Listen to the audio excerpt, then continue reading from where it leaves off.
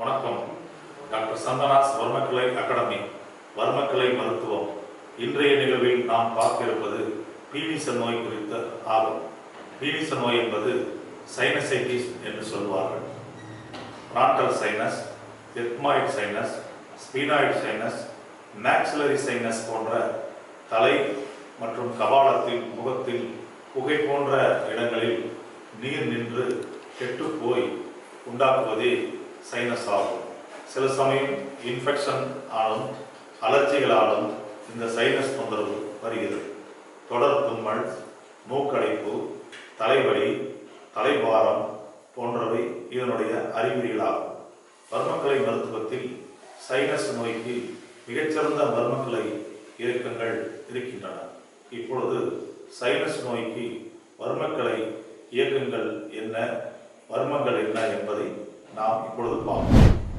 இப்போ இந்த சைனஸுக்கு என்னென்ன வர்மங்கள் நம்ம இயக்கணும் அப்படிங்கிறது ஒன்றா பார்ப்போம். முதல்ல நாம் சைனஸ் எந்த இடங்களில் இருக்குது அப்படிங்கிறத ஐடென்டிஃபிகேஷன் பண்ணிக்கணும். ஃப்ராண்டல் வந்தால் ஃப்ராண்டல் சைனஸ்ன்னு சொல்லுவோம். ஃப்ராண்டலில் சூப்ரா ஆர்பிட்டல் ஸ்பேஸ்ன்னு சொல்லுவோம். புருவத்துக்கு நேர் மேலே இங்கே ஒரு குகை மாதிரி ஒரு பகுதி இருக்கும், கேவிட்டி. இந்த கேவிட்டிக்குள்ளே சைனஸ் இன்ஃபெக்ஷன் ஆகி டெபாசிட் ஆகிருக்கும். அடுத்து பார்த்தீங்கன்னா இது எத்மாய்ட் சைனஸ்ன்னு சொல்லுவோம். இந்த பள்ளத்துக்குள்ளே எத்மாய்ட் சைனஸ், அது அங்கேயே ஸ்பீனாய்ட் சைனஸும் இருக்குது. ரெண்டுமே அதுலேயே ரெண்டு பக்கமே இருக்குது. அடுத்தது பார்த்துட்டிங்கன்னா இது மேக்ஸிலரி சைனஸ்ன்னு சொல்லுவோம். மேக்ஸிலரி சைனஸ் என்ன அப்படின்னா, மேக்ஸிலரி போன் இருக்கும். இந்த போனுக்கு அடியில் அந்த கேவிட்டி இருக்கும். அந்த கேவிட்டியில் அந்த மாதிரி இன்ஃபெக்ஷன் ஆகிருக்கும். அதனால் frontal sinusitis, sphenoid sinusitis, ethmoid sinusitis, maxillary sinusitis, இந்த 4 விதமான சைனஸுகளுக்கும் உண்டான 4 விதமான இயக்கங்கள் இருப்போம். முதல்ல ஃப்ராண்டல் சைனஸ்க்கு புருவ வர்மம் சொல்லுவோம். இப்படியே புருவத்தினுடைய நடுப்பகுதியிலிருந்து மெதுவாக அப்படியே தடவிட்டு வந்தோம்னா இங்கே ஒரு பள்ளம் இருக்கும். இது சூப்ரா ஆர்பிட்டல் நாச் அப்படின்னு சொல்லுவோம். இந்த சூப்ரா ஆர்பிட்டல் நாச்சில் இந்த இடத்துல ஒரு பள்ளம் இருக்குது. இந்த பள்ளத்தில் மெதுவாக அப்படி அமுத்தி ப்ரெஸ் பண்ணி பிடிச்சிக்கணும். ஒரு 15 செகண்டு அமுத்தி பிடிச்சிட்டு மெதுவாக எடுக்கணும். எடுத்துகிட்டு அப்புறம் புருவத்தை தடவி விட்டுறணும். இது ஃப்ராண்டல் உண்டான இயக்க முறைகள். அடுத்தது ஸ்பினாய்ட் சைனஸ். அதாவது வலி ஏறக்குறைய இங்கே இருக்கும், இங்கே இருக்கும், இங்கே இருக்கும். மொத்தத்தில் இந்த பெயின் எல்லாம் நரம்பு மூலமாக ஒரு இடத்துலேருந்து இன்னொரு இடத்துக்கு ரேடியேட் ஆகிறதுனால உடம்பு தலை முழுவதும் ஏகமாக வலிக்கிற மாதிரி இருக்கும். இப்போ அடுத்தது பார்க்குறது ஸ்பினாய்ட் சைனஸ். இதுக்கு மின்வெட்டி காலம்னு சொல்லுவாங்க. மின்வெட்டி காலங்கிறது இந்த மூக்கினுடைய பக்கவாட்டில் இருக்கக்கூடிய இந்த மூக்கினுடைய இந்த அமைப்பில் இந்த கைப்பிடி வச்சுக்கிட்டு நல்லா ப்ரெஸ் பண்ணணும். இந்த ப்ரெஸ் பண்ணும்போதே நமக்கு தெரியும் ஒரு பள்ளத்தாக்கு மாதிரி இருக்கும். இந்த இடத்துல நம்ம ப்ரெஸ் பண்ணி ஒரு 15 செகண்ட் நம்ம அமுத்தி மெதுவாக எடுத்துக்கணும். எத்மாய்ட் சைனஸுங்கிறதுக்கு கண்ணாடி காலங்கிற ஒரு வர்மம் நம்ம போடலாம். இந்த கண்ணாடி கால வர்மத்தை மெதுவாக இப்படி இயக்கணும். இயக்கணும்னாலே நமக்கு அந்த வலிகள், அந்த மூக்கு அடைப்பு, தும்மல் எல்லாமே நின்றும்.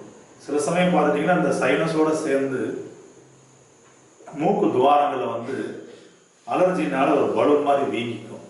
அதுக்கு பேர் நேசல் டர்பினேட் என்லார்ஜ்மெண்ட்னு சொல்லுவோம். இந்த நேசல் டர்பினேட் என்லார்ஜ்மெண்ட் வந்துருச்சுன்னா மூக்கு அடைச்சிக்கும்.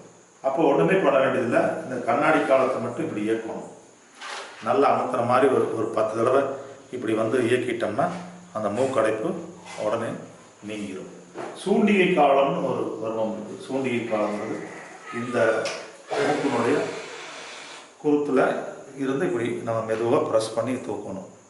இப்படி தூக்கிட்டோம்னா கடுமையான தும்மல், மூக்கடைப்பு இது எல்லாமே உடனே நீங்கிவிடும். அப்புறம் அடுத்தது பார்த்தீங்கன்னா இந்த வலி இந்த 2 பக்கம் நெத்தி பொட்டில் ரேடியேட் ஆகும். பெயின் அதாவது ஒரு பிரச்சனை ஒரு பக்கம் இருக்கும், அந்த வலி ரேடியேட் ஆகும். அப்போ என்ன பண்ணோம்னா இங்கே அண்ணான் காலம்னு சொல்லுவோம். இந்த அண்ணான் காலம்லாம் அங்காதி பாத நூல் அப்படிங்கிற வர்ம சாஸ்திரத்தில் இருக்குது. இந்த புரு வர்மத்தை அப்படியே இழுத்து கொண்டு போய் அப்படியே இங்கே சேர்த்து இப்படி அமுத்திக்கணும். இப்படி நம்ம அமுத்தி பிடிச்சாலே கொஞ்சம் எல்லா விதமான தலைவலிக்கும் கொஞ்சம் சுகமாக இதமாக இருக்கும். அங்கே இதை அமுத்தி பிடிக்கும்போது இந்த இடம் வந்து டெம்பரல் போஷா அப்படின்னு சொல்லுவோம். இந்த டெம்பரல் போஷாவில் வந்து நம்ம ஒரு ப்ரெஸ் பண்ணி நம்ம மெதுவாக எடுத்துக்கிறோம். அப்போ இதுதான் வந்து வர்மத்துக்கு உண்டான நிலைகள். இந்த வர்மத்தில் வந்து எல்லாமே ஒரு கால் இறைக்குள்ளே தான் நாம் ப்ரெஸ் பண்ணிக்கணும். அதாவது இறை அப்படின்னு சொல்வது அழுத்தம், எவ்வளோ ஆழத்தில் வந்து நம்ம அழுத்தம்ங்கிறது. அது இவருக்கு யாருக்கு பாதிப்பு இருக்கோ அவங்களுடைய விரல் கடையில் ஒரு விரல் கடைங்கிறது பெரிய பெருவிரலோட இந்த அகலம் தான் ஒரு விரல் கடைன்னு சொல்லுவோம். இந்த விரல் கடையில் கால் விரல் கடையை நம்ம கொடுக்கணும். மேக்ஸிலரி சைனஸ் தான் அதிகமாக பாதிப்புகளுக்கு உள்ளாகும். இந்த மேக்ஸிலரி சைனஸ்க்கு இந்த மேக்ஸிலரி போன் இருக்கும். இந்த மேக்ஸிலரி போனில் இந்த பக்கம் பார்த்தீங்கன்னா ரைட் சைடு. அதனால் இப்படியே தடவிட்டு வந்தோம்னா இந்த இடத்துல ஒரு பள்ளம் தெரியும் குழிமாறு. இதை வந்து நல்லா ப்ரெஸ் பண்ணி மெதுவாக அப்படியே அமுத்திக்கணும். ஒரு கால் இறை மெதுவாக அமுத்தி மெதுவாக எடுத்துக்கலாம். அதே மாதிரி இடது பக்கம் வலிச்சினாலும் இடது பக்கம் இந்த மாதிரி ப்ரெஸ் பண்ணிக்கலாம்.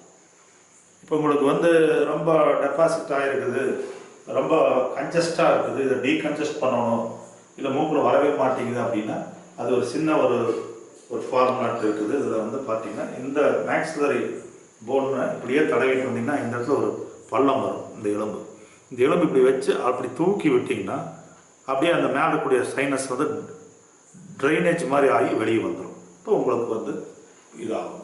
இதில் அடுத்ததை விட கவல் பற்று கூட கொஞ்சம் செஞ்சுக்கலாம். கவல் பற்றுங்கிறது இது இப்படியே வந்து இந்த இடத்துல வருது கவல் பற்று. இதை கூட லைட்டாக ஒரு ப்ரெஸ் பண்ணிட்டோம்னாலும் அந்த வலிகள் சரியாக போயிடும். இதுதான் இப்போ நம்ம சைனஸ்க்கு உண்டான வர்ம மருத்துவம் என்னன்னு இப்போ பார்க்குறோம்.